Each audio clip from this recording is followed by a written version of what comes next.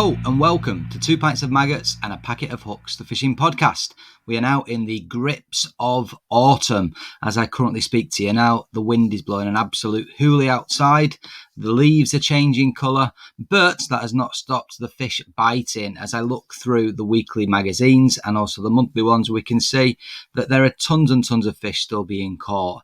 And also lots and lots going on the tackle front. On the last episode, I was surprised that there seems to be very, very little action in terms of new launches, given that we're at that time of year, perhaps where there are going to be trade shows and there are going to be some launches. Well, we can see that those things are taking shape. Preston Innovations have made a huge launch out into the media and across social media as well. So we'll take a little look at some of the stuff that those guys are going to be launching very soon, as well as the other stuff that's caught my eye on the tackle shop shelves and of course online as well. And anything that I've been using and come across that I think have been very, very useful and may be useful to yourselves also. And in the big chair for the big chat, we have got Alex Dockerty. Many of you will know Alex if you visit over to Lindholme Lakes there near Doncaster. You'll see him there behind the tackle shop, serving you your bait and giving you tips and tricks. He's also the resident coach there at Lindholme Lakes as well. So we've got a good opportunity to talk about the complex, talk about some of the tips and tricks that he uses there, but also, of course, understand Alex's angling career and what got him to be the goldenrod champion. So without further ado, let's crack on with the press pack.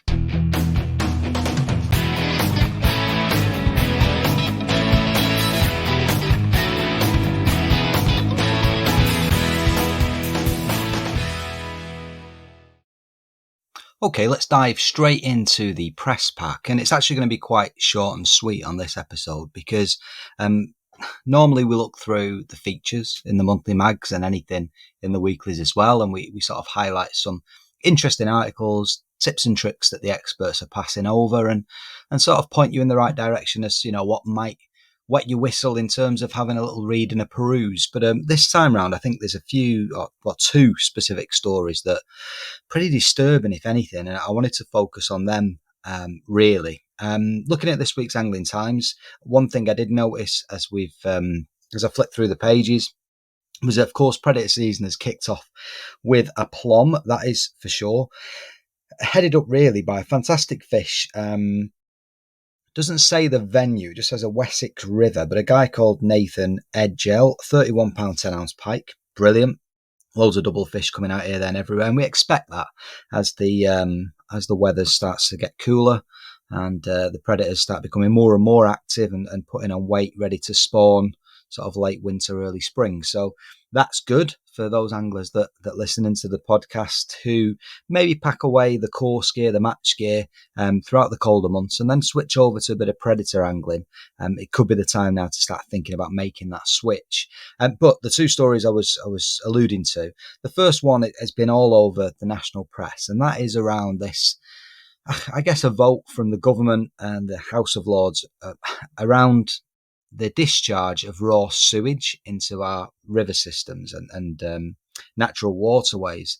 Now, for the commercial angler, you probably initially think, well, it doesn't really affect me. I don't go on the rivers, don't do this, that and the other. But think about some of these big, well-known commercial match venues all over England, certainly, and the amount of natural water courses that run very close by, which, if this was to go ahead and was allowed, my understanding, reading between the lines, and there's been lots of different articles and sort of news stories on it, but essentially it's something to do with a supply chain issue, like everything it seems right now. I think it's a phosphate that the water companies usually use to break down sewage.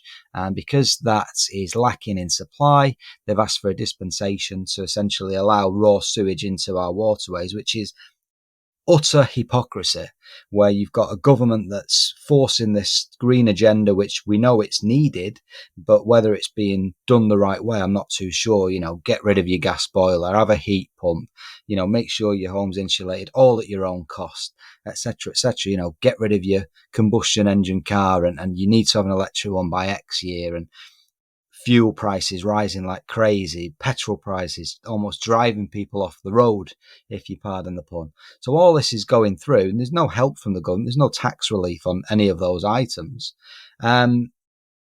And then they potentially would allow this, which I find truly, truly disturbing.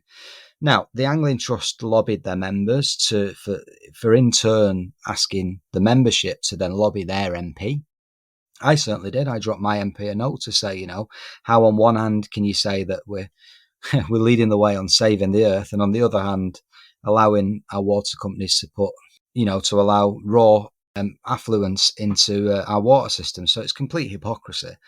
But not just the Angling Trust, of course, many, many different environment groups have really sort of rallied round on this and worked together. And there has been a bit of a U-turn by the government. I think that it was pushed back in the House of Lords and it's to be discussed further in the Houses of Parliament, which means for now there's a little stay of execution in that these companies can't just do what they wish right now.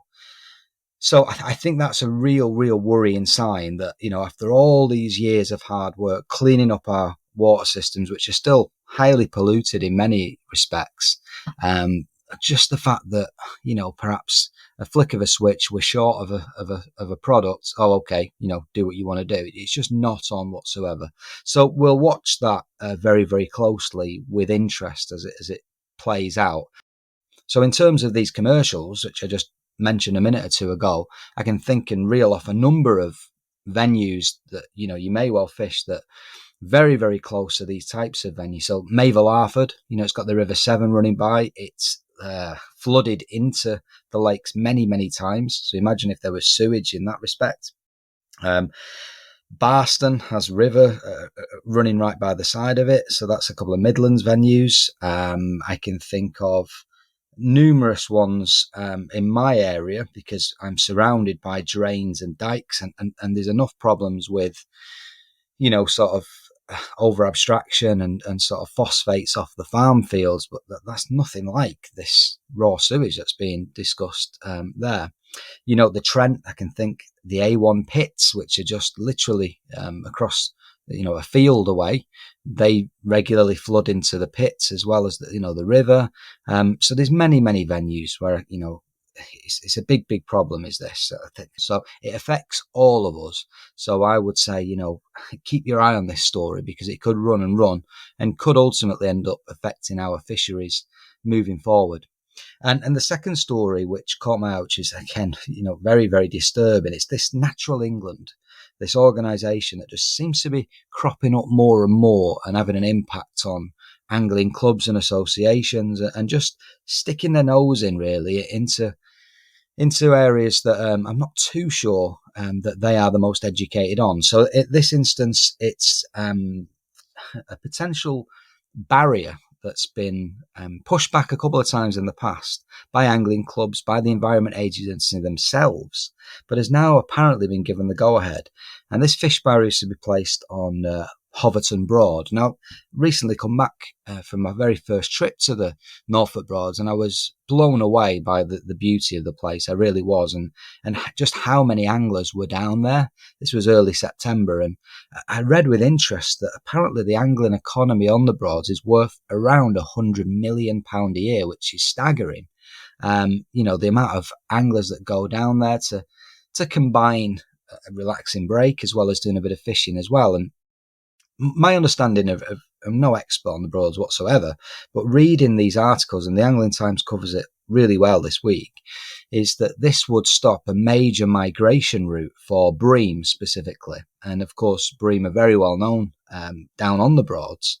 And this could have a massive impact. And what's disturbing again is that the Environment Agency, along with this Natural England crew, have dismissed their own reports generated by the EA, their fisheries management officers, and have almost sort of bypassed their own advice. Now, there's got to be a hidden agenda there somewhere. I simply don't understand it. If my subordinates told me that my plans were completely wrong, completely inaccurate, and actually counterproductive, and I went against them, I'd get sacked. So I don't understand what's going on there, and it does disturb me, this Natural England body, which is sticking its beak into fisheries and clubs, and potentially with I'd like to think with the best intentions, but seem to be a little bit ill-informed. So I think as anglers, as great as the tackle industry is, booming right now, we seem to be holding on to all those guys and girls that took up a rod and a pole last year through the lockdown. It seems that, the memberships of clubs are growing. The rod license sales have held up. Fantastic. But two things there that, the EA and the government in cahoots, allowing big water companies potentially to discharge raw sewage. Nah, not for me. Not at all. That's very, very dodgy ground. And similarly, this fish barrier, which could have a massive impact on bream migration routes in such a sensitive area where angling is such a big thing for the local economy. So I think we need to be careful. I think we do rest on our laurels as anglers, and we think, we're almost, not that we're untouchable, but these antis, they've gone nowhere. And these types of stories do just send a few alarm bells ringing for me. So they were the two that I wanted to cover off, which are of high importance. Into the magazines, though, themselves, let me just pick up my copy. Improve Your Course Fishing. I'm not going to go into too much depth, just two articles here that, a really nice read, basically. So Kieran Marsden, straight away on the venue piece at the start of the magazine. Ullswater. Now, if anybody's familiar with the Lake District, I know another great place for, of course, UK holidays. You think of the Norfolk Broads and you think fishing, lots of water, obviously, but the Lake District, which is obviously the clues in the name, full of lakes, full of water, not that well known for its coarse fishing. I know a couple of places like Esthwaite Water, which is fabulous for predator fishing, and it's got high stocks of silvers as well, but it's rarely fished for. But the others, Windermere, I don't know of much angling on there at all. Ullswater, this one. I know there's lots of trout that join into the lake at the other end, but again, you just don't put the Lake Districts, weirdly enough, together with fishing. So that's why I found this interesting, just to see, how does it fish? Do you have to pay? Is there a club controlling or what? Now, Kieran's gone on a stretch here, which is it's free fishing. Lots of choice to go at. He's been going since he was a kid, so he has a bit of a method, the way that he approaches the lake. And it's mainly perch, which I can imagine in those depths of water, that clarity of water as well.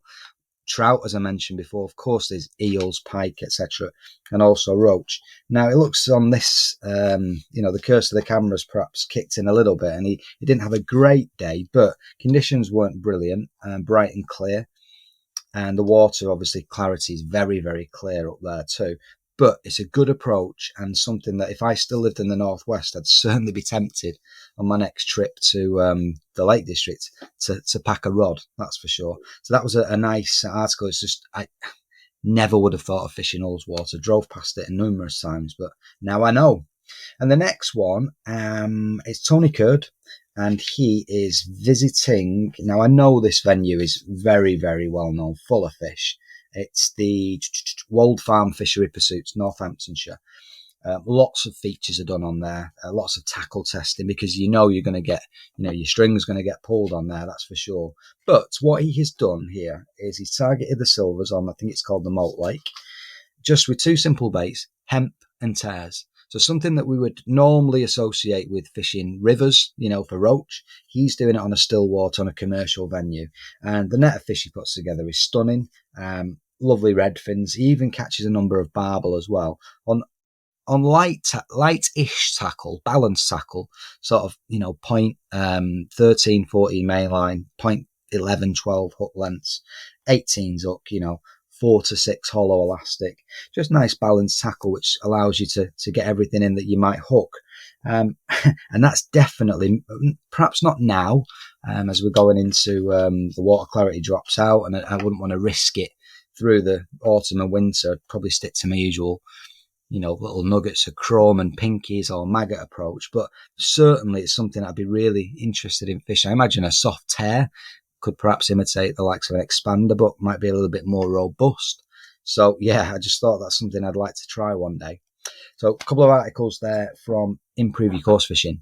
On to Matchfishing. Again, I've just picked out 2 standout articles that I quite liked. First one in the feeder section, if I can find it. It's good old Steve Ringer, and what he's doing, he's fishing at a window feeder.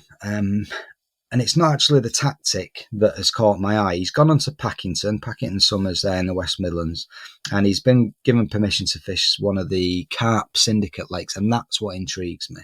So, again, a fantastic net of roach, fishing a window feeder, little plugged in with a little bit of ground bait, single red maggot, just nice, tidy fishing.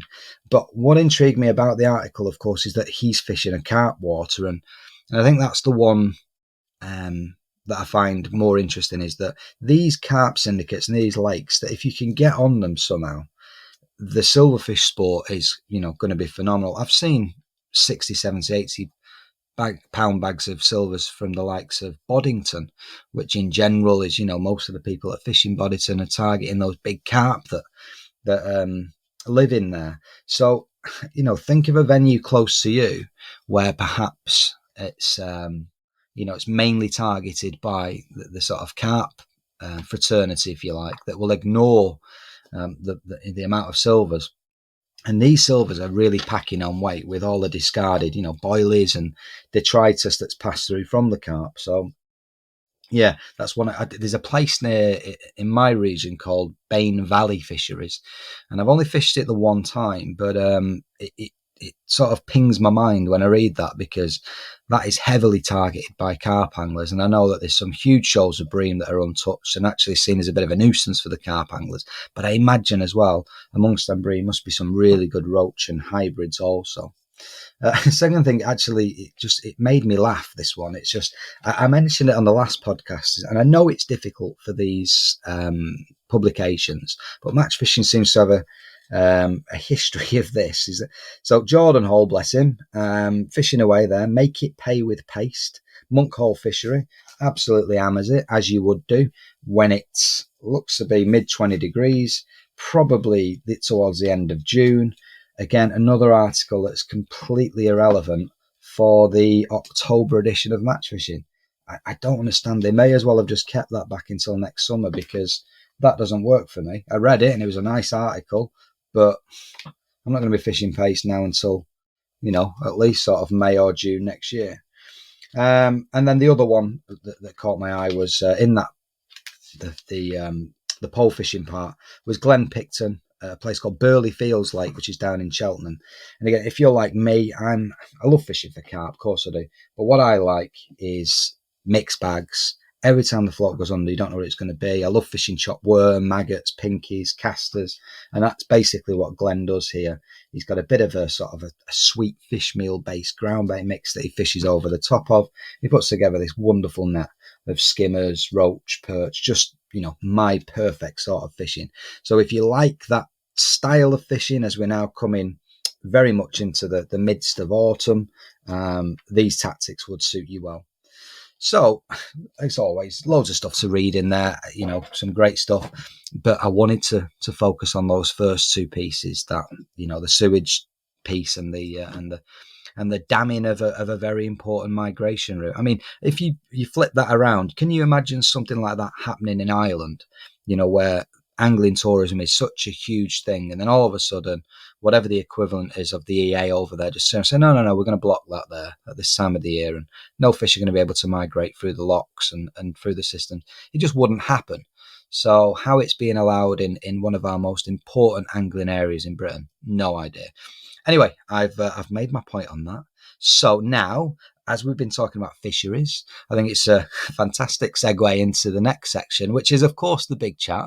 And it's with Alex Dockerty with a bit of a fishery special, because, of course, Alex is the resident coach at Lindholme Lakes. So we certainly going to talk about there an awful lot. And, of course, about Alex the man. So let's crack on with the big chat. Teddy Fisher Baits specialise in the manufacture of fishing ground bait and additives. We combine a 40-year-old proven fish catching recipe and the experience of our skilled team. Fishing is an adventure, and here at Teddy Fisher, we strive to make that adventure a success. go to www.teddyfisher.co.uk to see our full range of baits. Hi and welcome to the big chat, and what a special one we've got on this episode because it's a bit of a 2-for-1 really. Not only do we get Drennan-backed golden rod winner Mr. Alex Dockerty, but we also get an expert at one of the best and biggest fisheries here in the UK, and that's of course Lindholme Lakes. So a big welcome to Alex Dockerty. How are you, sir? Sam, mate, good. Thank you for having me on. Something a bit different. First one I've ever done, so I'll learn on the job by the sounds of things. You will indeed. Don't worry, pal. You're more than welcome. I'll break your duck. I'll be gentle. Don't worry. Now, listen, I know you've heard a few of these in the past anyway, so you know the sort of format. But what we do is we have what's called a past, present, and future piece. And it's a little bit more about sort of you as the man rather than just the angler. So let's kick off with that. Let's talk about, I mean, you're not a particularly old chap anyway, but how did you start fishing? How did you actually get into it? Was it like parents, friends, or what? Well, my granddad took me as a kid, you know, as you all do, just down to the little local pond, catching a few roach and things. And it kind of progressed from there, really. I was always big into like sport, football, well, anything really, just anything competitive growing up.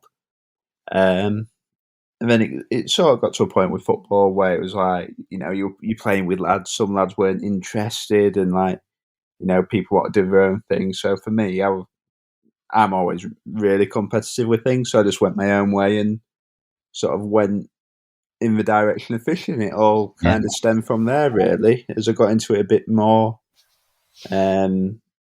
Tommy Pickering was running some coaching classes at Lindholme, went along to them, and the rest history, as we say. Yeah, exactly. It's crazy, isn't it, when you think of it like that? And with Lindholme, I mean, we'll cover that off a lot throughout this chat, but I bet you've seen some changes there, haven't you, from them first couple of sessions you had with Tom? Oh, well, the first few times I went, what was the tackle shop and the cafe was just being built. Right. And then to think there was no caravans or lodges or anything at that point, then that was all like in the future. So how long have I been there now? So 11 years I've been going to Lindholme. So in that time, when you actually look back at it, how much has happened, it's in what, really. Yeah, in what's really a short space of time. In 10, 11 years is nothing really, as it flies by. So you have to think of that. Yeah, it's pretty crazy, really. And, well, thinking about your angling development then, if that was only 11 years ago when you had those sessions, it's not bad to be picking up one of the major prizes just over a decade later. So how did you get into match fishing? Was that just from the competitive side of you? Well, I used to play a lot of football, and then I had a problem with my knee, and it was like, right, you have to have 12 months out of sport. So I was like, I think in a lot of things, you find people need to get that competitive fix, don't you? Yeah. So sort of jumped on like a few matches. Didn't really know anything about fishing, to be honest. Like just, you know, went to Lindholme, had those few lessons with Tommy, and then there's some open matches, so jumped on then, and I sort of missed all the club match, junior match sort of side. I fished for like the Barnsley Juniors for a little bit. Yeah. Sort of jumped in and started fishing open matches and went from there, to be honest. So what sort of age was that then? I've been 15, 16, maybe a little bit older. Yeah, straight. It's funny. I mean, we, as I say, there's a theme through all these podcasts, and it's either one way or the other. A lot of the lads, what I found, the natural anglers that we've spoke to in the past have gone through that junior section, clubs, somebody's taken them under the wing, junior matches. Whereas the commercial lads, a lot of them tend to have been like straight into the fire. You know, it's like, let's have a crack at an open and see how we go on. So yeah, a bit of a baptism of fire, that, isn't it? What, do you remember your first win or your first pickup? The first time I framed, I remember it because if anyone who knows Lindholme will know Steve Rothery from the good old days. Like he was a man at Lindholme. So I drew next to Steve on Laurels, and I was on 63 on the point. And I remember I caught some big carp short and also a few on a bomb as well. I think I had 65 pound, and I was fourth in the match, and that was the first time I picked up at Lindholme. You remember it well. You can remember the weight and everything, and the peg. What was your favourite method as you started? Did you learn with a pole, or was it a rod and line? I was a bit lucky in a way, really. Like when we went down to Monday night classes with Tommy after school, and it was like, right, this week you're going to learn to cast a method feeder. Okay. This week you're going to fish a long pole with pellets. You know, you sort of got a nice grounding in commercial fishing in a variety of methods and baits and how to do it. Yeah, the reason why I ask is, I mean, I think back to when I was a kid, and poles were, you know, they were nothing. If you wanted one, they were very expensive, so you always had to learn with a rod and line. I'm just wondering how the younger generation, if you like, whether they started kicking off with a pole or whether it was a bit of everything. And obviously, having that schooling with Tom, he's always going to show you a bit of everything, isn't he? So that's perfect because it gives you an idea. And with Lindholme, then, did you want to start? Did you diversify elsewhere? Because I mean, where you're from, there are hundreds of waters, you know, just a short drive away. So did you stick to Lindholme and get your head down there, or did you move about a bit? I fished a few waters round near us as a kid, and like there was Lindholme, Bankend, a few at Woodhouse Grange. But sort of, I was very lucky that Neil sort of looked after me from a very young age. So just sort of fell into the groove of going to Lindholme, and it all sort of stemmed from there, really. Yeah, no, absolutely. I tried to get Neil on once, but guess what? He was too busy. No, it'd be brilliant. To be fair, you'd have to do a lot of editing with him. I know. You can't predict what he's gonna say.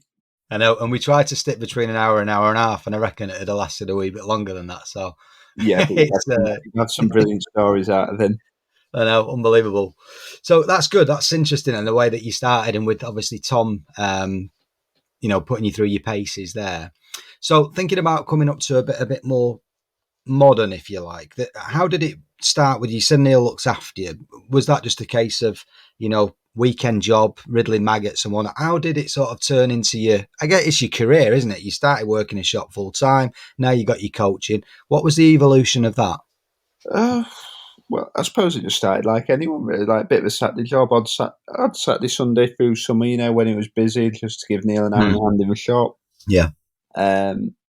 Obviously, through that, it was Garblino at the time, and sort of got to know Darren Cox, Steve Cook, the Garblino lads. Fell in with them in the early days and got looked after, and that really helped out because I think a lot of people's been there 15, 16, 17-year-old. You haven't got a lot of money. You're trying to get tackle to compete on these matches and things. Yeah. It's a constant juggling act, isn't it? But without that help from, you know, Darren and Neil and those guys in the early days, you probably wouldn't even be able to fish to the level that you were trying to fish at, in honesty. So that was really appreciated. And then went from there, really. It was like, instead of doing a Saturday, Sunday, it was like Saturday, Sunday, Monday through the school holidays and things. And it just went from there, really. Went to university, had my 3 years at university, and then sort of as I was coming to the end of my time there, I've had Neil sort of tapped me on the shoulder and was like, I want you to come work for me. And here we are 5 years later. What was you studying at uni? Did geography at uni. I went to the University of Sheffield. I live for my second and third year. I live round the corner from Speedy, so that was an experience. Did he make you tea a few times? Where did we go? He's rang me one day, middle of the day, and anyone that knows Speedy used to be a chef, and he's took me to this Chinese restaurant in the city centre in Sheffield, and yeah. I thought, oh, brilliant, Chinese, be lovely, like all you can eat. Here we go, great. And Speedy's like, I'll do the ordering, and we've got what have we ended up with? Squid's tentacles, chicken's feet, and you know, when you just sit there sort of looking at it. And I was like, can I just have some spring rolls, please? And then, you know, I think that's the first and last Chinese I've ever walked away from hungry. Oh, not for me. Not for me. Well, I was geography panned out whilst working in the tackle shop at Lindholme. You know, I know my way around bonsai. I know, you know. You're all right on those golf carts, so it's done you some good. yeah, we know his way around, but it's one of them things, isn't it? I always had a sort of idea I wanted to do something in fishing, work in fishing, but I wanted to give myself an option, you know, sort of set myself up before I just dove in at the deep end and, you know, run that risk of it could all go wrong. Of course. Yeah. And I think that's important as well, you know, to look after yourself, you know, with qualifications and things rather than, you know, sacrifice everything just to go fish.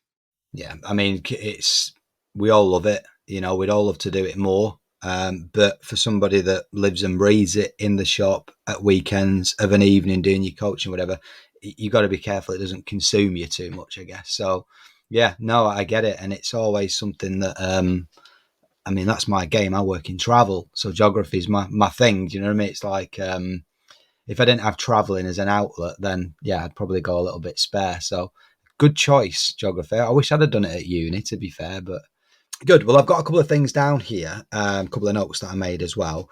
So it's interesting. You just said about your first pickup or your first framing, because rubbing shoulder with these lads, you just mentioned Nick, you've met, obviously Tommy, Darren Cox, loads and loads of top anglers that have fished Lindholme over the years.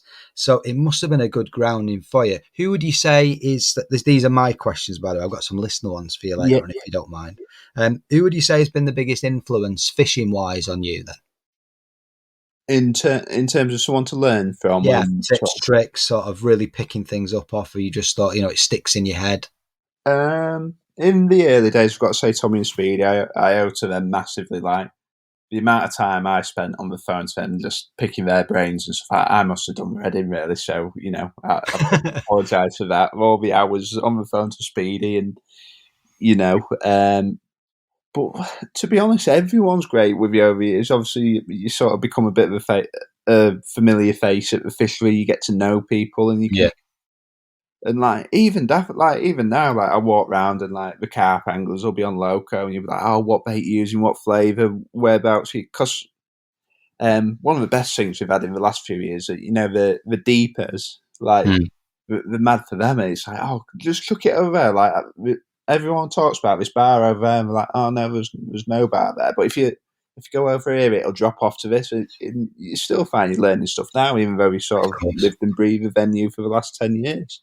Yeah, of course. So they're using them on local, are they? That's interesting. There's an odd lad chucks one out, and obviously we're starting to get a few carp anglers on there as the fish get a bit bigger. But yeah, going back to it, I've got to say Tommy and Speedy in the early days, they've been brilliant with me all the way through since being a kid, and probably more recently since the times with Drennan and things. I owe a lot to Alan. Alan's been brilliant with me.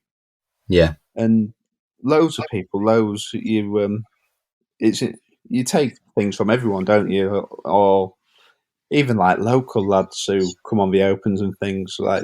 Sometimes it's just one little thing, and it can be worth its weight in gold when we've told you it. I think the sort of benefit that you've got being on site all the time as well, and a lot of these local lads, as you say, that are fishing it regular, is that you get to know the mood of the waters, where, like you say, that switch from, say, pellet to maggot, you're on it, you're there straight away, and you can pick up on it right away. Whereas a lot of the club anglers, and I was thinking as well, I was writing some notes, and you must see hundreds and hundreds of anglers a week go through the shop as you're driving around, as you're chatting to people. And I guess whereas years ago you had, you was like you just said, Mither and Speedy and Tom or whatever, these lads are obviously asking you the questions. So the roles of, they're looking up to you for advice, because a lot of the club anglers, of course, might only fish it 2 or 3 times a year. So how many anglers a week do you reckon you see going through that shop? And it's pretty much full every weekend at least, isn't it? On a busy Saturday, Sunday, we'll probably see between 400 and 500 anglers in the 2 days. Yeah. But obviously the last couple of years have been a bit different with COVID. People have had a lot more free time in the week, with furlough and whatever's been going on. I mean, probably at times through the summer, we've been getting 100 to 130 people a day midweek. Yeah. That's crackers. And what is nice, too, we've had a massive increase in the amount of pleasure anglers. A lot of younger kids and lads and dads and things, which is always good. I was going to say it must be. I know coaching to one side, but just those newbies that are learning the craft. Do you get a kick out of giving them, a bit of advice and getting them, little kids catching their first fish and whatnot as well? Yeah, it's nice when you see them come in and you're like, I'll go sit up, say, if we're fishing for a big carp, I'd send them up to loco if you just want to get a few bites, up on Benny's, and then a lot of them will bob in the shop on the way out and say, thank you for that. I had really good days, I had 30 F1s, and when you look after your customers and things, that's when they come back. You don't want to be, sitting them somewhere where they're not going to get a bite, because that's where you end up with unhappy Yeah, customers. they're not going to come back, are they? That's the thing. And with fishing, I know that you never know, but when you know them waters inside and out like yourself, then there's a good chance they're going to have a good day. Questioning then coming up to, I guess, more modern times, because obviously you've had that big win under your belt, and I know I've read you documented quite well, and I know you did quite a cracking little video with Drennan about how you won the final, the Golden Rod final earlier on this year. So we're not going to go into the tactics of that and whatnot. So for those that are interested, and if they've not seen it already, head over to the Drennan YouTube channel and you'll see that. But what was it about these getting into the big? Is that a recent thing, getting into the qualifiers, or have you been doing it a couple of years? I've always fished them for quite a while, to be honest. Probably seriously since I left uni. Mm-hmm. So I've always fished for Lindholme ones and things, but you know what these big matches are like. You can go a long time without drawing a chance. Yeah. Which, to be honest, when you look at like the likes of Andy Bennett, Jamie Hughes, and them lads, it's unbelievable that they qualify year on year. Mad when you see their records, isn't it? It's just frightening. So yeah, that's where it sort of stemmed from. Started fishing a few of them, and got lucky and won last year at Lindholme. So you qualified from Lindholme for the final? Yeah.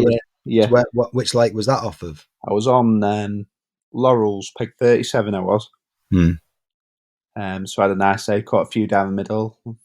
Then like where obviously Laurels got a re-landscape, where the arms used to be. Yeah. There's a big tree growing in off one of the islands, caught a few carp to a tree, and then just sort of followed them round into the bay, and I had a nice run of F1s in that last hour. I think I had £94 and won the match, won the zone. So that was a ticket to the final. How do you then go about preparing for Larford? Wasn't it the final? Wasn't the final pushed back as well? Yeah, it got delayed because of the winter lockdowns and things. Yeah. So obviously Larford was all about method feeder style fishing, possibly a bit of cage feeder fishing on the specie for the skimmers. All the fishing could be either, say, wafters, hard pellets, or dead maggots on the hook. So yeah, just geared all my kit around the method feeder and, possibly a little bit of cage feeder fishing for skimmers. Yeah. To be honest, I went, obviously we had a big extended sort of layoff from fishing because of the winter lockdown last year. Yeah. Once pleasure fishing was allowed, I pretty much went every day at Lindholme, just, practicing my not so much fishing. I wasn't really bothered about the fishing because that looks after itself when you're at the venue, but it was like, there was rumour, obviously, that one bank was going to be on the match lake. It was like, right, at the widest, that's probably going to be 70, 75 metres. Oh, right, a bit of a chuck then. Yeah, so you're there like, right, I need to be able to hit that every single chuck. So, like, I went up the narrow end on low coast looking from one side to a platform on the other side and things like that. Yeah, makes sense. And I just think,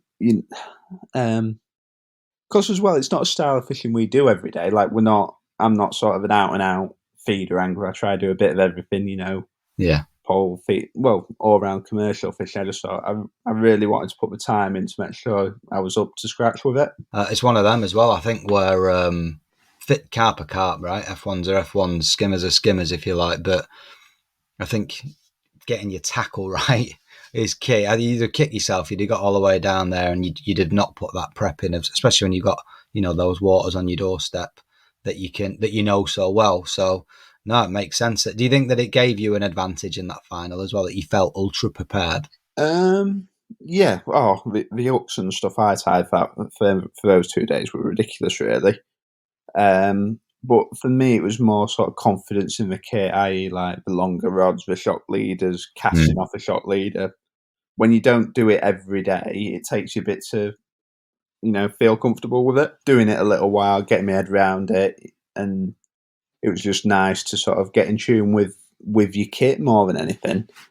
Then, well, it might seem a bit overkill to some, but I went 5 days practicing just to learn the venue, the areas, that sort of thing. Get confident in my kit, the lines you think you're going to fish on, and go from there.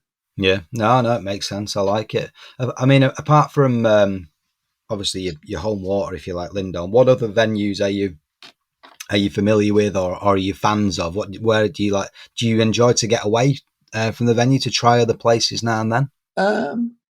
I like going elsewhere to fish an event. So, like last week, we just come back from the Tunnel Barn where we've been on the Drennan Festival, or say I go to Whiteacres 2 or 3 times a year. Yeah. But in terms of sort of your general open match fishing, Lindholme's 10 minutes from my house, and I find it hard to drive past Lindholme to fish an open match. Yeah, I know what you mean. So that's my main. And obviously, I feel very loyal to Aaron and Neil, and everyone there that's done a lot for me, and I like to support them. Yeah, no, totally, I get it. What about natural waters? Are you involved with them? Do you like giving them a dabble? I used to fish the Staney every winter from probably when I just started driving up to being about 20 years old, and then that's sort of not fell out of favour with it, but the matches started declining with less people going. And it sort of became apparent for me that I wanted to go down that commercial route. So, just jumped in at that end with the deep end with the commercial fishing, really. Yeah, that makes sense as well. It's one of those where I like a bit of all sorts, me, but you do struggle because it's the amount of kit that you've got to have, the amount of prep, and the amount of times I've gone out and like this weekend. I know I'm fishing a river this weekend. I'm bound to forget something. It's what it's just the nature of the beast. Popping the kit over, and it's a nightmare, really, isn't it? Like even when we get that to because swapping over that one day at Port's it's chaotic. You should see the state, especially with me and Speed. It was just kit ends up everywhere in the lodge. It's difficult. I mean, you've got to take your hat off to these lads. The likes of Matt Godfrey, Lee Kerry. These lads that can do everything. And must have a garage full of, like a tackle shop. It's just to try and have all angles covered. Do you ever fish the Trent? No, literally, this is going to sound mad. Like it'll probably upset some people. If I open my back door, about 6, probably a bit more, probably 10 meters from the River Trent, it runs through my back garden. You're joking. And I've never fished yet. Oh no. What's going on? That's why I asked, because I'm just thinking, because when I said Matt Godfrey, I just thought, Tidal Trent, you won't be far away from there. Surely you fished that.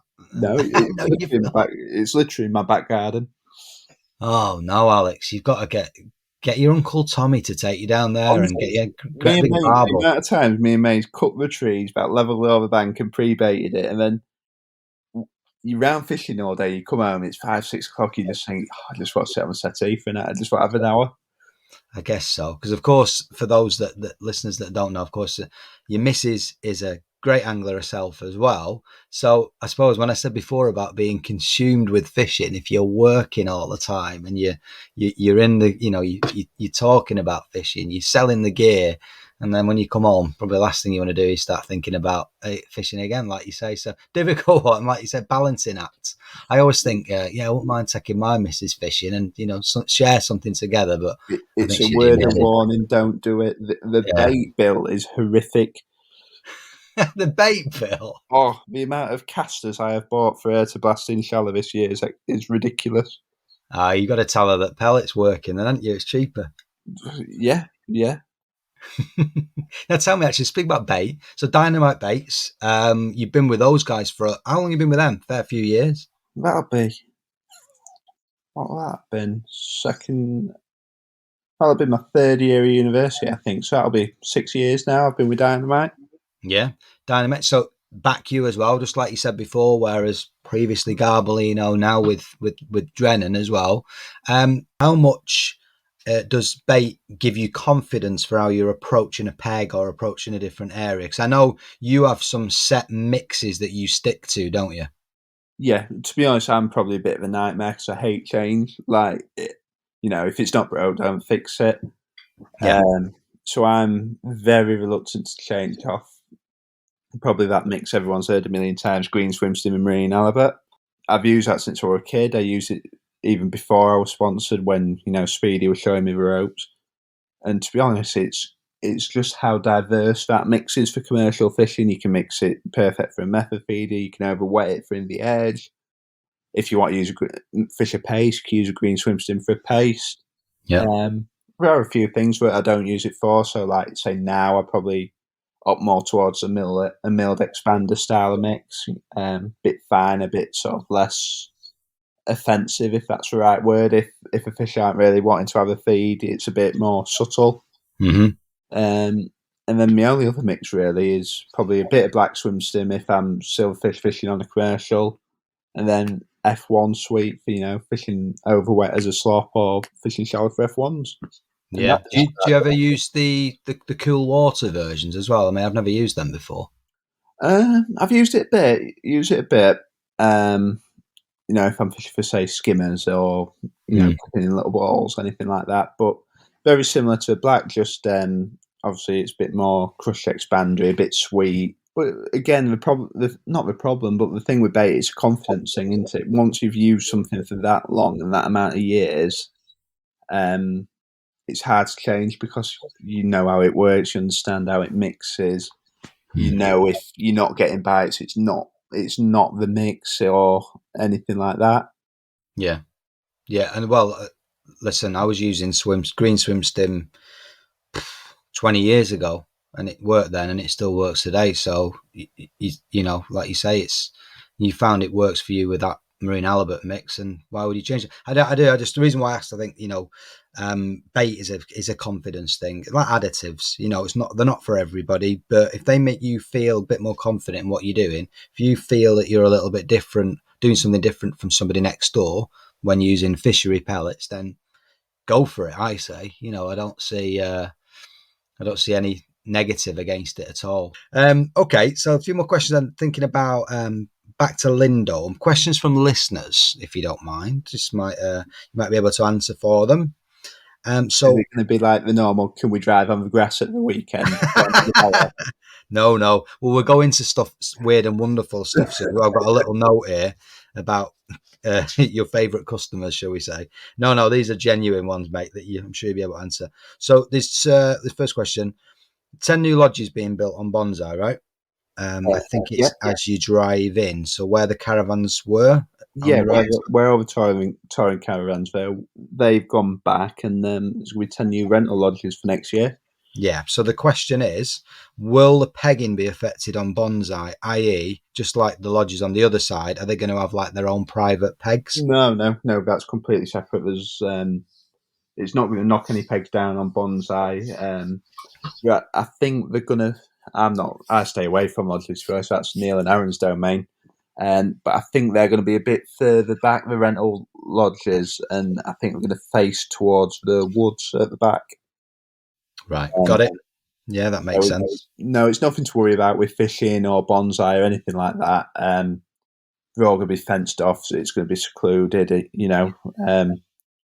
Obviously, there's a road aspect to worry about with safety and kids and all that sort of thing. But that's what I was thinking. If they were going to be like facing the lake, then you'd have to divert the road round if you were going to turn that into the garden. It didn't. Yeah, so that makes sense when you say it facing the lake. Row of trees or whichever Neil will decide that. But that's something for nearer the time, really. But no, it's not going to affect Bonsai. So hopefully it can only be a good thing as more accommodation on site, more people come in. It's only going to grow and get bigger and better. Okay. Yeah, no, perfect.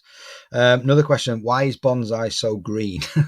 Is it all the green swim sting? Yeah, it's probably me chucking the method feeder in so often. All that is, it's just the algae growing on the lake. The green's not so much a problem. That's fine. It's just it looks like pea soup, but it's not harmful. The only thing you have to be a bit careful of is if it dies off, and when it dies off and goes black, that can cause some problems with oxygen. But we're careful with the spinners. We've got fresh water available to pump in and things. So just keep your eye on it, and touch wood, we've not had any problems with it. Hopefully, we're going to get Bonsai all redone this winter, all reshaped and remolded. So, once there's a bit more depth, that might help with that algae a little bit. Yeah, I've seen Aaron's been planting some trees next to my favourite peg. So there's going to be a lot of landscaping on there, is there, and a redesign? Get rid of all the silt, tidy all that up, maybe redo the islands. Obviously, you don't know what they're going to be like till you get in there. Now if they're undercut or whichever, and get it back to its original depth. It was around 6-7 foot when it first started, and obviously more recent years it's probably close to 3-4 foot. Yeah, it is, 3.5, 4 foot, isn't it? Yeah. Next question. How does the fishery decide its stocking policy? How does it decide stocking policy? It's a difficult. I guess what they're trying to say there is around. Most most venues will stock during the winter. So I guess how do you decide what lake needs what? What species are going in each one? What the thought process is? I suppose I'm not too sure if you can answer that. It's quite a toughie. Well, I suppose inevitably every lake's going to lose fish into it. Like, it's life. Things, we live, we grow, we die, don't we? It's, that's the process. Yeah. So you're always going to be losing a percentage of them fish. So you have to be constantly renewing and, replacing them to maintain the weights and the fishing and, that's what all your customers come for. They want to come get bites, catch fish. So is it a case of just thinking, because thinking actually, apart from what you think Ben is a lot of F1s and Locos, a bit of crazy big fish or whatever, the rest of them are all pretty similar stocking, I guess. But maybe what's the one over the back full of hide? I always forget its name. Beaches, yeah. I suppose that's slightly different. So do you just think, right, well, we keep it the same species, or do you mix it up a bit and just think, well, let's whack 100 tension for a laugh, or I don't know. You put a load of tension in beaches. You try to keep every lake a bit different. So obviously you've got Loco for your big fish, Benny's for your bites, for loads of F1s. Bonsai willows, laurels are a bit of a mix, and beaches, some smaller fish. But in terms of what lake to put them in and when, it's just, I suppose you could keep an eye on your match results and go from there. If your match results on, don't get me wrong, you can't really judge it on much from like July to now, because it is going to tail off a little bit as it cools down. But you get a rough idea and go from there with it. You like 1 year we might put a few in bonsai willows, laurels, then we might top Loco up and a few in. You just sort of go around your lakes and try and maintain those new fish. The other beauty of putting new fish in as well, it freshens it all up. There's more competition. It makes your original stock feed. So when Laurels was remodelled, were the fish taken out of there, or was the work done whilst they were still in? Oh, it was unbelievable what he did, really. Neil's friend, he does lakes and those sort of things. So he's driven this great big digger onto the arms, scooped out you can imagine he's now on what is the island. Yeah. Scooped out the middle of them and left 2 tracks to track across. So track back across these these paths, just wide enough for this digger to go across. And then got back to obviously the main banking and then just pulled the remaining bit of the arm out. Wow. Yeah, so, I get it. So he's left like 2 runners to put his tracks on. Crikey. To be honest with you, I think he did the full lake in about 3-4 days, which is crazy, really. So no taking fish out, no messing about, just a case of get these. No, is that going to happen on willows or not? The main reason for doing the arms on the laurels were they were getting really undercut, and things were starting to erode, and it was getting to a point where it was going to be a bit of a problem and a bit dangerous. So that was the main reason of that. Willows is still quite a way off. The arms are still quite wide, and they're not dangerous. No, that's right. That was the big thing. It was getting to be a bit of a safety worry. Interesting. And the last one then for you, mate, on I guess Lindholme for the listener part. Are there plans for further lakes at Lindholme? All will come clear, I suppose. Not one of these. He started one at the back, hadn't he, behind the Oasis and the Oasis extension where the lodges are. And then there's Oscars, which is at the back of beaches, which never really... I was going to ask you about that. It's just all like a bit of an overgrown little jungle, but I have seen fish top in there, and there's obviously fish in that new one because I've seen them top in there as well. Oscars is linked to beaches as well, but there's a big pipe under the lake. Okay. Links them too. But eventually, it'd be nice to tidy that up and get another 20 or so pegs on there for the clubs. Give everyone a bit more space, make it a bit nicer for them. Yeah, no, exactly. What would you do? Join that up with beaches, or keep it separate as a separate lodge? I think he's sort of toying with the idea of making it, extending that sort of bowl, that island area of the lake into a big bowl, because it seems to they seem to vacate it in the winter into that main body of the lake, don't they? A little bit. So hopefully widen that up and spread the fish out a bit more. What's the most common questions that you get asked? What's the common errors that you see as well when you're coaching? Most common question would have to be like, "Where's the cafe?" Like, we get that every day when we walk into the shop. But in terms of fishing wise, it's more, baits, methods. I've drawn peg such and such. How would you go about it? In terms of errors, what biggest error? Probably people fishing too heavy and too big a hook. Is that right? For the F1s, it's very important. For the carp, you can be a bit more take no prisoners, can't you? Yeah. So what are they doing? Are they coming in with like 0.16 and 14, like 0.16 and a 14 hook, and I've only caught £30 on today's match. Whereas if you fish like an 18 and 0.13, we'd probably catch one a drop. What would you say would be your top tip for, I guess, for the complex, but commercial fishing in general? Just fish one fish at a time. The amount of times I'll be walking around, say I don't know, flicking the spinners off or something as the club match starts, and we'll shout time, you'll see 20 big pots go out into the lake. And I don't think no matter where I've been in the country fishing, I've never just gone in and put a big pot of bait in. I've always sat there and like tap 10 pellets in, or cast a little feeder to an island and just sort of watch what's going on. Happening. Yeah, that's interesting. So yeah, and that is true. I think back, I mean, that's my game. Club angler, fish the occasional open, and it is true. You see, I think it's routine that, mate. To be honest, I think there's something in people's heads that this lake's full of fish and this is what they want.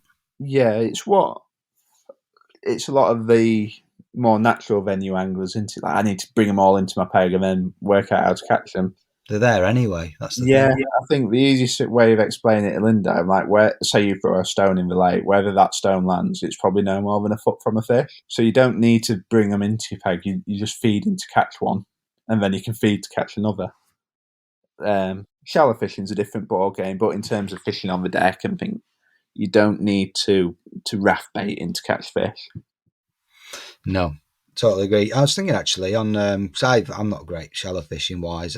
You always still get Benny's great. You're always going to catch a few on there and whatnot. They do drift off, and it's probably because of my poor feeding. But in general on there nowadays, because they used to be like piranhas, didn't they, when they were tiny on the surface? Where do you think like the best depth is on Benny's in summer? Typical June, July day. Because I don't think they come right up shallow like they used to do they? Or is it just that you can't see them anymore? I think we're just a bit clever in how we go about it. You still see an odd boil and things, but for me, a lot of it's people try to fish too short for them. You'll see them fishing like out there and shallow. Oh, it used to be, 6-7 meters sort of thing. But the massive now, they're all sort of 2 to 4 pound, these F1s. Yeah. So if you can ship out to 11 meters, slap your rig over, and you've got one on, and you're shipping back with one, and it takes someone, 30 seconds to hook one short, over the course of 5 hours, it's going to make a big difference. The other thing I see is because people see the big weights and things, they try to catch them too shallow, like that 8, 10, 12 inches. Yeah. I mean, I've had days where I've caught 250, 300 pound and caught them all at 3 foot. Yeah. That's what I mean. It's not how it used to be, for sure, yeah. Jiggers are a massive thing on there because you just don't miss a bite, and it just gives you that, because of the depth of the lake, it gives you that option to search your peg a little bit more. It's mad. You could talk about Lindholme, obviously. Between us, we could talk about all the different lakes and all the different bits and pieces, because it's just what I like is that you can choose how you want to fish on that day. If I want to, not that I really pleasure fish there, but it's If you want to go on Bennett, I like fishing paste. I'll catch anything that swims on bonsai, not a problem. If I want to fish a tip, then, I'll go on loco, or even get a nice little peg on the strip and just chuck to the far bank. There's just whatever you want to do. There is something there on that day that will suit your style of fishing. If I want to fish a waggler for silvers, so like you say, beaches, go on there and catch a load of hide. So it's just, something for everybody. One thing that I've never fancied doing, I wanted to ask you this. Have you ever had a fish for those pike on loco? I've caught one on pellet waggler. Yeah, I've got mixed feelings with them. I went for a shot one evening, brush up on a bit of waggler fishing or something. I saw, I thought it was a carp just sort of cruising about, and I ended up mugging a pike about £15 on a accident. Mugging a pike, brilliant. Yeah, that's my claim to fame in pike fishing. But then I've had the other side of it where I was next to Speedy on the Rod League, and he's had one £22 on a method feeder. I take it they're not included on the league. No, they count. Pike count in Lindholme rules. Pike count. Okay. And we can't talk about Lindholme pike without mentioning what Speedy caught one next to. It's a common theme, isn't it? Speedy and pike. Caught one next to Jamie Snedker on the league. I think it was £28, and it's cost Jamie winning the Winter League, I think. Had he fished for it as well, or has he just randomly winding his method in with a yellow wafter on, and pike set the method? It's just, I've heard so many stories about them. I mean, I've never caught one. I've never gone for them. Even when we have, weekends down there, whatever, I could have nipped off of an evening and tried to catch one. I've never even bothered. But there's so many stories of just different people catching them. And yeah, I didn't think it'd be your cup of tea, to be fair. But they're massive as well. It's just, but you see, some of the pike lads come and we never catch one. Then someone drops on an open match, catches £130. It's a fish of a lifetime for a lot of people, isn't it? If you're a pike angler, yeah. You've caught it by accident on a method. It's just a bizarre scenario. Can you think of any sort of funny, because of all these hundreds of anglers you see, obviously, week in, week out, can you think of any specifically funny stories over your time working there? Oh, God, there's millions. I bet there is. You could write a book on just things Neil's done, never mind anything else. You might do one day. It'd be a bestseller, wouldn't it, with some of his antics? Funny things. Well, you just have to look at Nick Speed, don't you, when he walks in, some of the stuff he comes out with. Then just thought on. So, funny story. We're on the feed. To be fair, it's probably a bit of a confession as well. We were on the Feeder and Bomb League a couple of years back, and anyone like Paul Christie, big sort of bodybuilder kind of guy, and the local lads will all know Paul.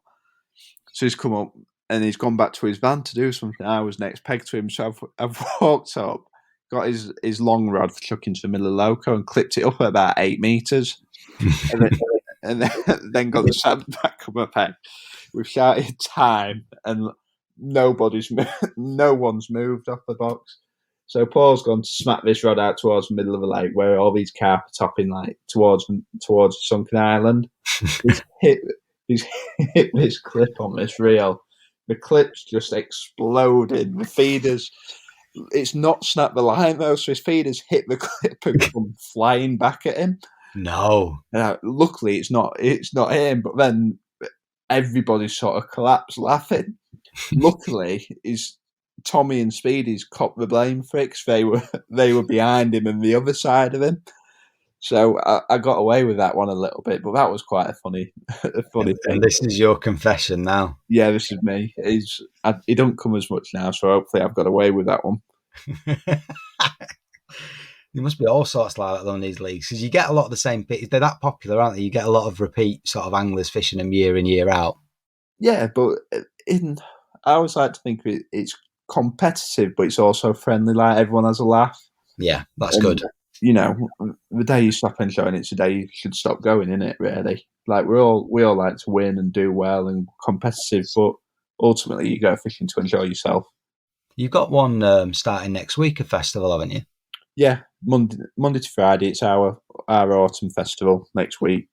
So how many will you get fishing? So a lot of people nowadays, I mean, I don't know whether you'll see that drop at Lindholme, but a lot of people start packing their gear away. They think that the fishing isn't what it should be, but that's not the case, is it? How many will be fishing, and what will be the average weights, do you reckon, next week? We've not got many on next week, but to be fair, it's fishing well. Like, we've been on Laurels today, and 120, what's Jim had? 100. Jim, I've seen it, yeah. Jim's had £123, and there's a couple of 90s, 80s, 60s, and like, for winter fishing, for everyone to average, say, £40-50 a man's brilliant. Yeah, superb. And I guess the only does it still fish through the ice? There's always bites to be had through the ice, sort of like £30-40 a win. Everyone will catch £15-20, and you can't really argue with that. It's, for me, it's always better through the ice when there's more people on, because we can't just go hide somewhere. Yeah. If it's a bit tight, there's a few more people on, it sort of shoves the fish around a little bit. No, I think that's the thing, and I get it. Some people just don't want to sit in the cold, and they don't have to wear tons and tons of layers or whatever. But I think you're missing out on anybody that's thinking of packing the gear away now. You're going to be missing out on some serious sport on commercials like Lindholme. The rivers will now be absolutely coming into, as long as we don't start getting floods, obviously, they will really be coming into their own. So, yeah, those listening that think of packing the gear away, no chance, that is for sure. I think it's important you just adjust what you do accordingly. So, like, if you want to just go out, have a nice busy day, getting back, just go loose feed some maggots, or, on a commercial, or go on a canal, on a river, fish for some bites. Tailor it to suit what you want, rather than sort of just go into something that's convenient. Yeah, no, totally. Another one as well is, of course, let the fish tell you how they want it, and don't just sort of think you can go and pile a load of bait in, and like you would do a month or two ago. So yeah, no, absolutely. I mean, the Rod and Bomb League's been popular, hasn't it? It's been going for a few years now, hasn't it? Is it on a Tuesday? Yeah, it's on a Tuesday. Yeah. Shimano back that, the match side of it, the Aero one. So that's good of them. They support that well. And I just think it's the beauty of the feed. Well, feeder fishing's boomed, hasn't it, across everything. So as a fishery, you've got to adapt to it, because it's a big part of the market now. And as well, it's something everyone can relate to. Whether you're 20-year-old or you're 60-year-old, you can be competitive at it, which is important. Whereas, to an extent, sort of, it's a bit of a younger generation's game at times, isn't it? The F1 fishing for £250, £300. Yeah, it's a bit specialist. Whereas the feeder fishing, everyone can go buy a feeder, prepare the mix, and go out and compete. You don't get £3,000 on a pole, or. I agree. You're right. You're not going to get some old boy or girl who wants to sit fishing 14 meters all day, 16 meters or whatever. And a rod and line it's a bit of a leveler, I guess. Yeah. But also, I think the other thing that leads to its popularity is the right sort of methods at the right time of year. It's a comfortable and productive way at fishing, but it's at the time of year where that's what you want to be doing, if that makes sense. Yeah, you'd be inclined to fish that way anyway at that time of year. Yeah, exactly. No, it's good. Well, let's think about then the future, if you like. We've talked about how you started your fishing career and how you began at Lindholme, and we've spoke extensively there about the lakes, the development, the changes that you've seen. A little bit on future plans there as well. A couple of, as you say, the new lake at the back and whatnot. But what about you individually? What are your plans? As we've said, still a young guy. You've got one of these big finals under your belt. You're obviously enjoying, as you've just said, fishing your matches at your home venue, if you want to call it that. You don't mind a little dabble elsewhere. But what are your plans fishing-wise moving forward? And, of course, your relationship with Drennan. I imagine that will help you in develop into whatever you want to go into. Drennan's been absolutely fantastic from day one. Like, we all went down to the factory and had a look around there, and to be honest, it's like astonishing what them lads do down there. Oxford, that, yeah. Yeah. But for me, going forward, fishing wise, obviously, like to win a festival. I think a festival would be a big thing. I'd like to win the Lindholme ones. Also, probably Whiteacres. yeah, I'd like to win a Whiteacres one. Mm-hmm. Qualify for Part D, and that'd be a nice one. I've been close a couple of times on that. Yeah. I was 13th last year and 12 got in, then I was 25th the year before and 24 qualified. It's just, that's a bit of a bugbear. That's one I want to put right, to be honest. And other than that, just probably it's the usual thing. So the three big summer finals, shall we say, Golden Reel, Fishery, Maven Matchfishing, Daiwa Masters at Tunnel Barn. That'd be a nice one to win, to be consistent over them 3 days in that company. Yeah, that's a really strong field as well, isn't it?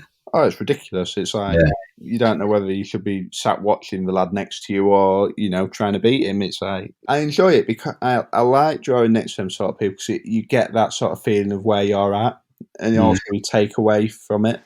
The beauty of festivals is you get everyone from all over the country and then you can learn things from them. I don't know, they might learn a bit off you and, all of a sudden you're pushing yourself, you're becoming better. And for me, that's a big thing in my life. I'm 26 years old. Like, I'd like to think I've probably got another 10 years before I'm at my best, hopefully. You see a lot of people start peaking mid to late 30s. No, I'm past it then, mate. I'm knackered. You might just be a late developer, you might be one of them. So could be, yeah. But no, it's true. One of the things as well is that why I like doing these podcasts is to speak to the young and the old, if you like, and the older ones, if you want to call, Tommies of this world or whatever, veterans. That's a good word. You just fish for the veterans. And even I can tell the listeners now, the next guest for the next episode will be another veteran, and that will be Mark Pollard. Now, these anglers are still relevant, and that's what I'm in awe of. Is that when you fish for so long, Mark Pollard, Tommy Pickering were, top names when I was a kid, going back 25, 30 years ago. So to stay relevant, to still be developing tackle, to still be, moved with the times with the social media and all the rest of it, is more power to them, really. So I think you've got a lot more than 10 years before you peak. I don't think you ever stop, do you? So it's massive, isn't it, in fishing? Like, you can't buy experience. No. Like, you can't buy what they've gone out, seen it, done it, worn the t-shirt, and then gone and done it again. Like, you've got that Barnsley team as well, or a lot of John Allertons of this world that come to Lindholme, and that that seeing these types of guys that have done it way before commercials and have adapted to commercials as well is a real strong thing. Winkling £2 roach out on the Staney or whatever, it puts them in good stead for these commercials years down the line. So yeah, you have been in some really good company. I'm sure 10, 20, 30 years you still be relevant is the word that I can think of. Hopefully, mate. As long as COVID don't get us, we might be all right. I think exactly. As long as you double jabbed, I think you'll be right. I had a question actually. One of my little list here. I'm all over the shop with these questions on there. It's probably because I know the venue. If I'd never been to Lindholme before, I would have been a lot more structured. Yeah, but hopefully these listeners, tangent, don't you? Yeah, exactly. I'm sure the majority of these listeners will know the venue very well anyway. But it's actually about, this, you just spoke about Drennan. I know you get the sponsorship and all that, so you get a lot of support from them, but do you have any input in like development? I know you get to test stuff before it's launched, but if they were going to bring out a new pole, do you get to brief in what you would like and all the rest of it?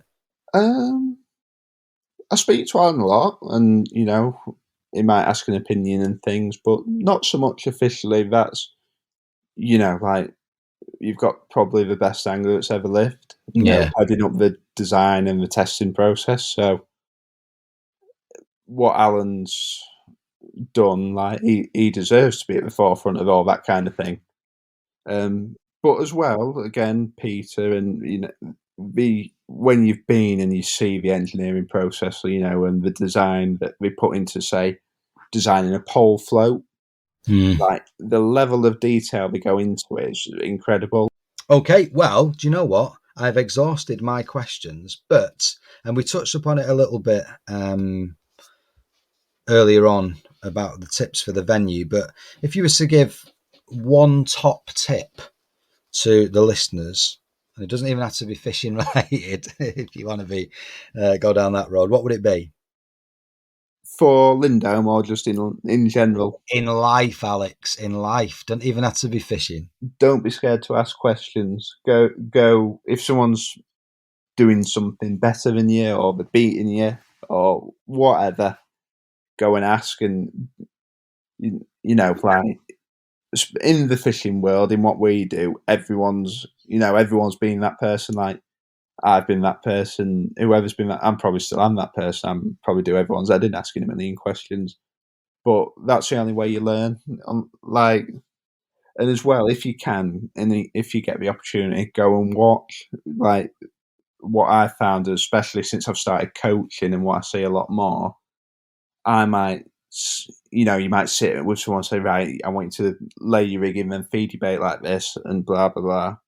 And then they'll do that, and the way they interpret that's completely different. Whereas if I get on the box and physically show them it, and what they can take away can be completely different. So if you can, go and watch, because people can spin you a story when you're watching it for yourself. And also, if you're unable to do that, ask people questions. Why have you done that? What made you fish that line there? What made you use that rig? And put that into your own fishing. Don't copy people, but try use that for yourself. You're never going to beat someone doing exactly what they do, but if you can mold that into your own fishing and take yourself forward, it'll always help you progress. Fantastic tips. No, totally agree. And it's funny, when you say about because the way that people learn, obviously people learn in different ways, and whether it be a doing or whether it be watching visually, and it's how things can be misinterpreted. And I think about the asking questions is that there is a perception. And it might be that because, a lot of people, perhaps like club angler level, maybe you do have that one or two, top angler in a club who keeps things under the hat, if you like. But I think in general, on an open sea, and certainly on a festival, I know all the festivals I've fished in the past, is that you will be there in the bar of an evening. And if you ask somebody who fished the peg that you drawn tomorrow, 9.5 times out of 10, they will tell you, and they'll tell you correctly, and they will share their experiences. So I think people may be put off a little bit because you've got one or two secretive people perhaps in their club, or they fished within the past. Yeah. But I, in general, I'm with you. I think if you ask, you'll be surprised at how many people will give you the answer. And if you're in a festival and in a bar and they're not telling you, can just buy them a couple of beers until they do, can't you? Yeah, get them a dodgy pint if they don't say anything, and then the next day they'll be on the Carsey all day.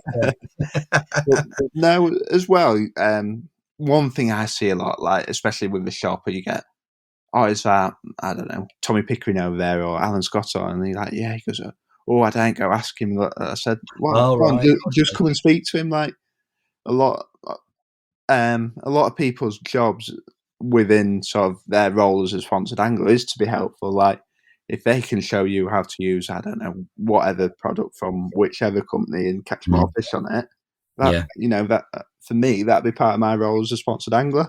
Mm-hmm. So just because you've seen him in a magazine or whichever, everyone's normal people, everyone's got a job, everyone, they've not got two heads, they're not.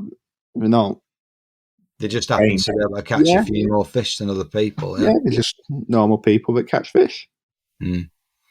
Yeah, no, good tips. I like it. And I think you're right. I think some people would be a wee bit scared to approach or to ask those questions. And the thing is that much stuff online now and social media is that you might think, I've seen the video that he did, so, it's in my head. Well, if he stood there and go and ask him what he meant by that and what the thought process is, that's the one thing you don't get from videos. Yeah, videos are brilliant. It's the fine details. So it's like, right, when this happens, feed X amount, or, do you see, I've just had a little indication the float was a fish sat in my peg, so I need to lay my rig in again, or they're starting to come off bottom.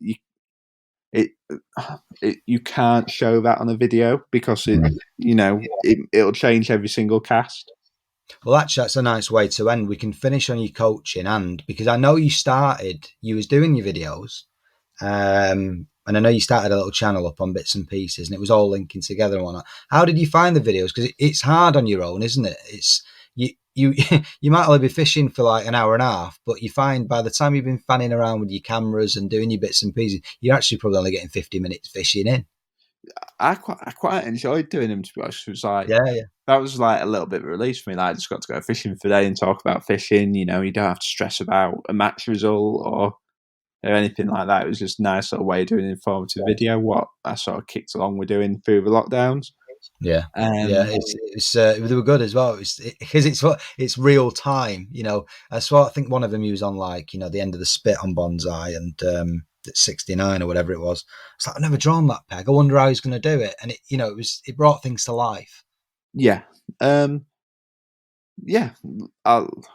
brilliant way of getting information across, but also you can read into things. So like, not just say this is a grabber, mate, and this is this, and this is the hook, but where's he cast? Why is he cast there? Why is he dropped short of the island? Why is he now clucking tight to the grass? And you can try convey that sort of information across.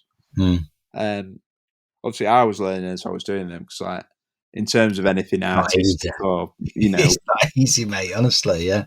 I'm horrific without like that, so it took me a bit of getting my head around. You're ready to launch a camera into the middle of a lake and things, but once you get your head around it, it's quite simple when you understand what footage you need to create the video. But when you look at like Rich Chapman and them lads, like some of the stuff they put out, you get your hats off to them, because that must take some effort to get to that standard.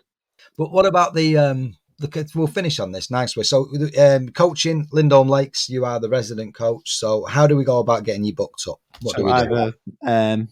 Drop me a message on Facebook, either on my page, Alex Dockerty Angling, or my personal one.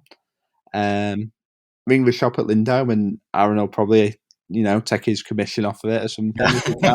He'd charge an extra tenner, yeah. Or give me a ring on my mobile, or through my email address, which is, I think it's all on the picture that you used for the video, isn't it?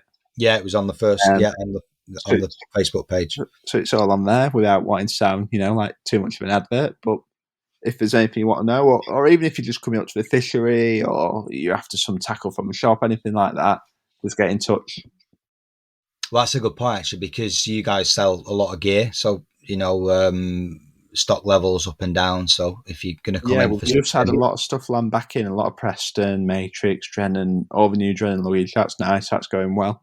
Yes. All that stuff's landing again. So, hopefully for the foreseeable, we're quite stocked up and ready to go.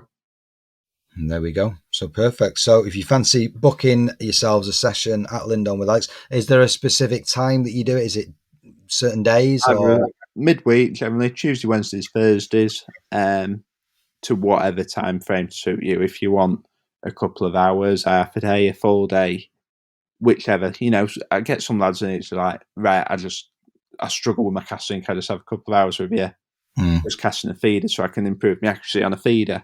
Yeah. Whereas you might go out with some people, it's like, right, I want to fish pellet waggler, bomb, and then some edge fish. So that's going to take a bit longer. So just try to be flexible with it. It's obviously you're there to earn your wage and everything, but you're not there to rip people off the money.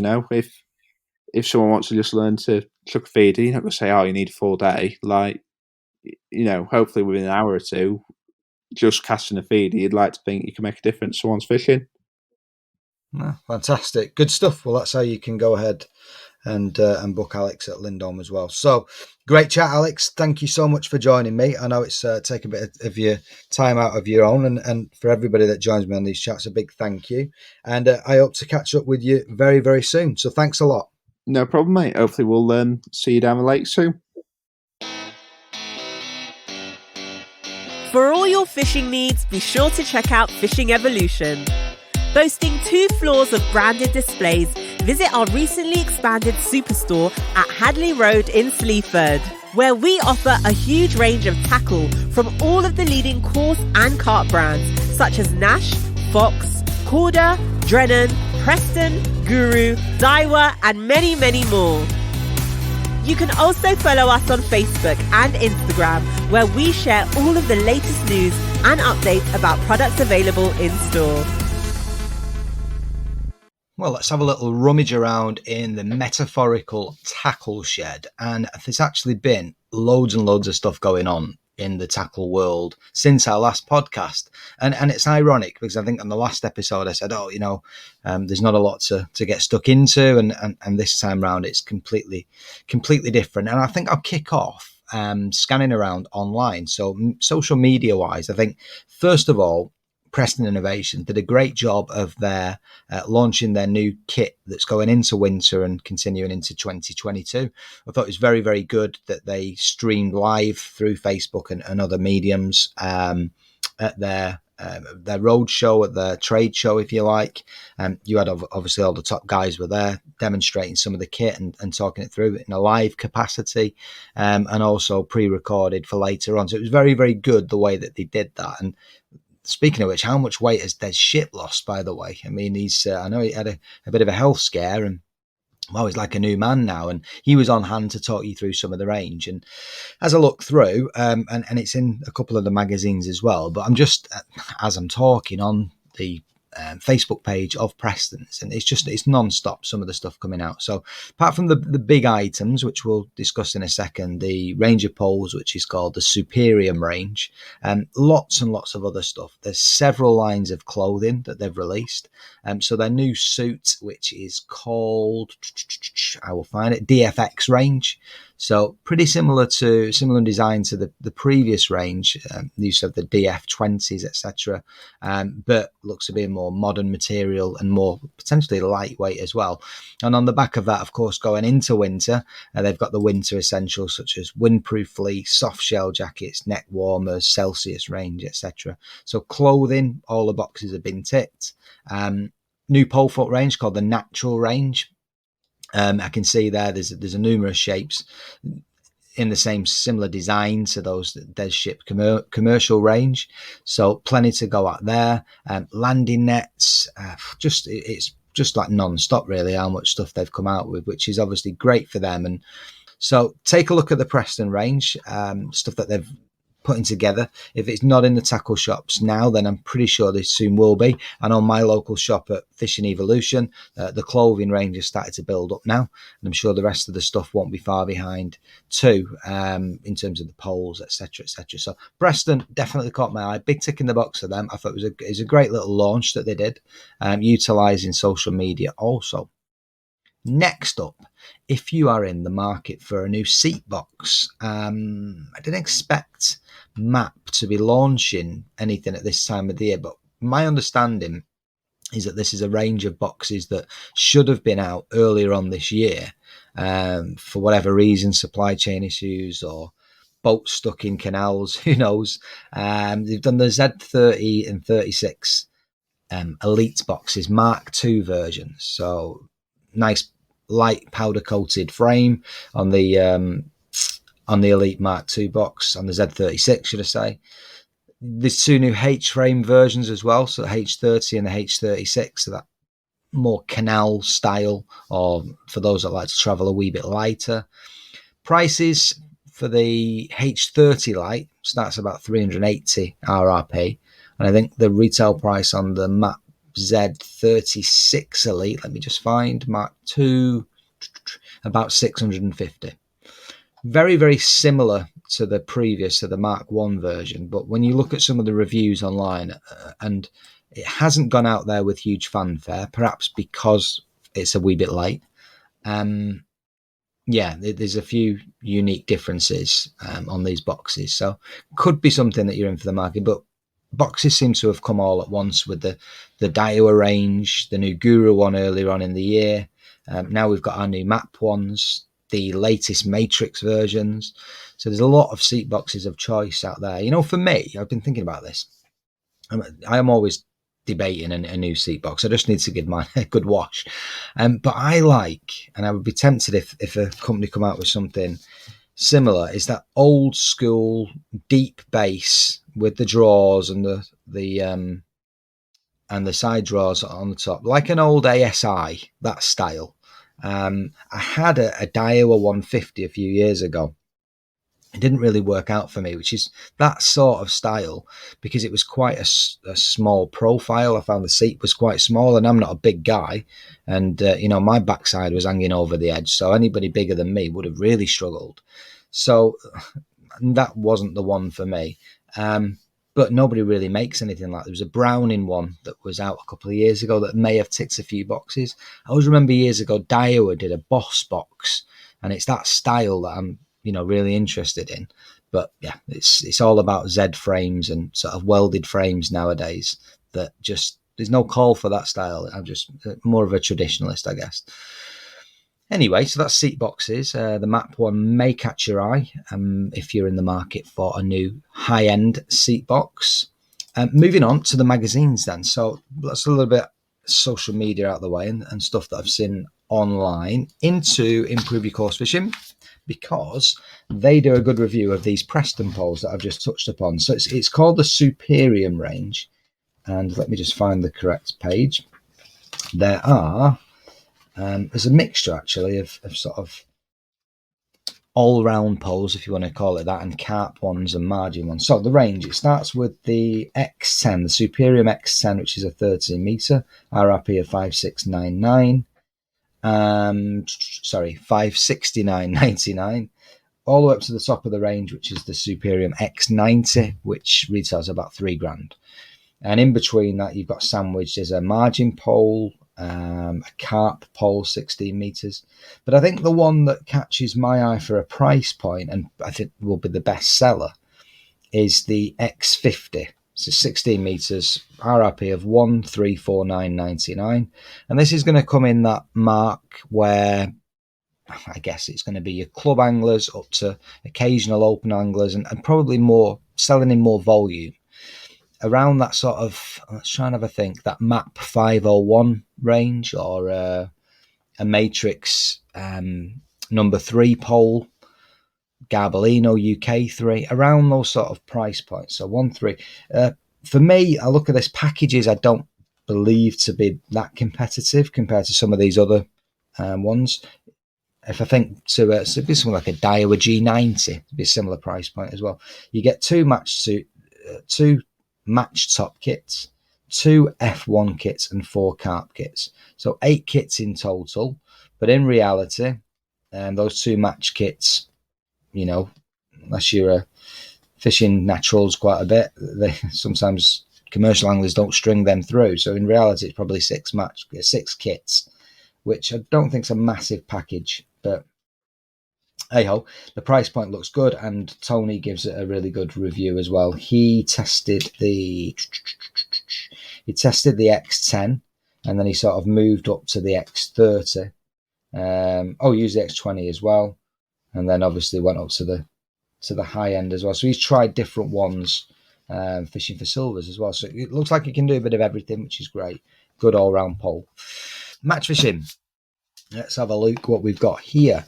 New tackle, there's not a great deal in here. What you find with match fishing is a lot of the products are covered, if you notice, within the features. So in general, the sponsored angler that's doing the feature will focus on certain new baits perhaps, or some new floats that are out, or I noticed. So as an example, I didn't cover this in the press pack, but there's an article there called Rewriting the Scripts, Graham West fishing on St Albans Lake, fishing a feeder for skimmers, and he sat in one of those Preston feeder chairs which have recently been launched, so it's perfect product placement. Would he normally fish with one of those seats? Certainly probably not on a match. Maybe he does, I don't know. Maybe he's trying to demonstrate that actually this is a perfect tool for feeder fishing during a competition. I don't know, but it's perfect product placement. So there's a lot of that in match fishing. So the actual tackle section itself is pretty remote. There's a small section which says new gear. But what I did find though, which is almost a feature of its own in the feeder section, it's just as commercial success, but it's actually our old friend there, Sean Little, looks like he's putting through some matrix rods through their paces. Ethos XRC feeder rods from Matrix, been designed for commercial fishing, 3 lengths, 9, 10, 11 foot. very clear markings as to what their casting weights are, 40, 50, 60 grams. Just a nice piece of kit. And that mid-range price point, so the 9 foot's 130, 10 foot 140, 11 foot 160. So what they've done there is it's almost an article in itself, testing these rods or promoting the rods, I guess. But they look spot on. Some good kit, I think, Matrix coming out. I did point out the other week about their new luggage. I've not had chance to get my hands on it just yet, but I'm sure I will do soon. Now, under the new gear section, do you know what I like? I was tempted to buy this when I first come across it, but it was a little bit out of the price range. It's the Browning Sphere luggage. Looks very, very well made. And what they've done in this new kit section, if they've launched a new net and tray carrier, I mean, it's 70 quid just for this on its own. I'm not too sure that it will hold more than 2 3-meter nets. I'm sure it will hold 3 2.5 meter nets, but it looks quite thin. Dimensions, depth 23 centimeters. Yeah, I'm not convinced that will hold more than two keep nets, but it looks the packs. It looks all white, clean, really smart in black and blue. I was almost almost tempted to get the that luggage in the past, but yeah, they've launched that new piece. The Preston's kit, I was talking before about the clothing. So it's highlighted the fleece jacket, the hoodie, etc. And finally, a review which I found a little bit bizarre, to be fair. The kit looks great. I mean, and the review is very, very complimentary. So it's Tom Scully. He's on the River Trent at Burton Joyce. I think he was practicing at the time for the Riverfest final. And he's checking out, or testing out, should I say, a new rod by Colmick called the Extema Float Rod. And again, as I say, he's very complimentary. It's a 2-page article, 2-page feature on using this rod. Talks about how it works, fishing a stick float, etc., etc. Talks about casting weights, all great stuff, lovely. Where can I get it? Doesn't tell you. How much is it? It doesn't tell you.